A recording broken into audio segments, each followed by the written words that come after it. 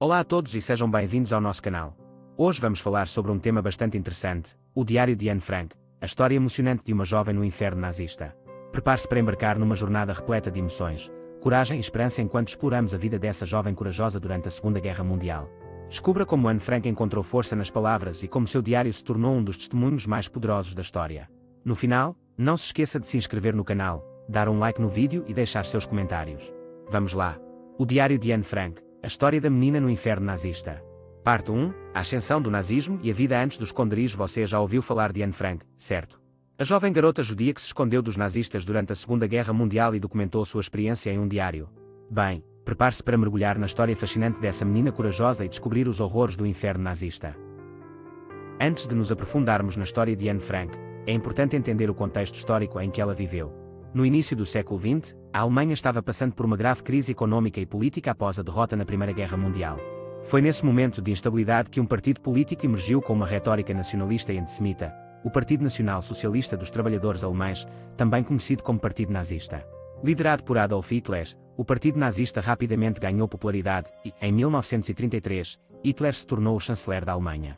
A partir desse momento, o país mergulhou em um regime autoritário e a perseguição aos judeus começou. Restrições foram impostas, suas propriedades foram confiscadas e os judeus foram gradualmente excluídos da sociedade alemã. Anne Frank nasceu em 12 de junho de 1929, em Frankfurt, Alemanha. Ela cresceu em uma família judia de classe média e tinha uma irmã mais velha chamada Margaret. A vida de Anne era relativamente normal antes da chegada dos nazistas ao poder. Ela frequentava a escola, tinha amigos e sonhava com um futuro brilhante. No entanto, em 1933, quando Hitler assumiu o controle da Alemanha, a família Frank começou a sentir os efeitos das políticas nazistas. Seu pai, Otto Frank, percebeu o perigo iminente e decidiu deixar a Alemanha. A família se mudou para Amsterdã, na Holanda, em busca de segurança e uma nova vida. Em Amsterdã, Anne continuou sua vida normal. Ela frequentava a escola, fazia amizades e se adaptava à sua nova casa. No entanto, em maio de 1940, a Holanda foi invadida pelos nazistas. A perseguição aos judeus foi intensificada e Anne e sua família começaram a enfrentar restrições cada vez maiores. Com o passar do tempo, a situação se tornou insustentável para os judeus na Holanda.